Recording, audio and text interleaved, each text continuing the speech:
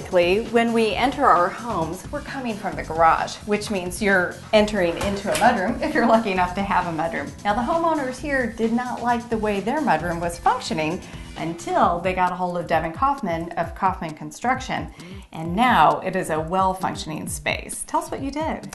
Well, like many mudrooms, it just wasn't really tailor fit to their needs. So after living here for 10 years or so, they really needed to move some things and switch some things around so that it functioned well for their particular purposes. Well, I got a chance to talk to the homeowner, and she said that she had coats hanging up over here behind you, that it was so narrow, one person could only hang up their coat at a time, and there was nowhere to sit down and put on shoes, take off shoes, and those things are important and would be very aggravating. Yeah, and we find that quite often, and there's a lot that can be done from moving a wall, that's the most drastic thing, to including some built-ins, or just moving the door can really change the traffic pattern and make it function a lot better. A lot of different options. Now, it's a very personalized space, so tell us how you met their needs with this space. Well, they just needed a wider space here. It was very narrow to get in and out of the washer and dryer, and to do the laundry itself.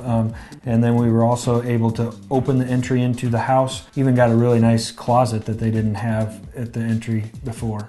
The homeowner said that when you would come into the mudroom, there was a door here and it just got in the way, and so you took care of that, removed the door, have a beautiful hallway, which was here, now it's all open, and it leads towards the master bath, and that was part of this remodel too. So let's go take a look. All right.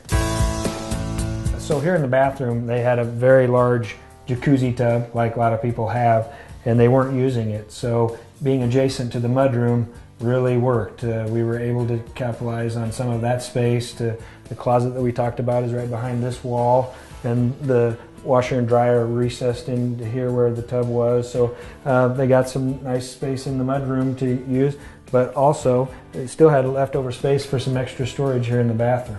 And great functionality. It looks beautiful.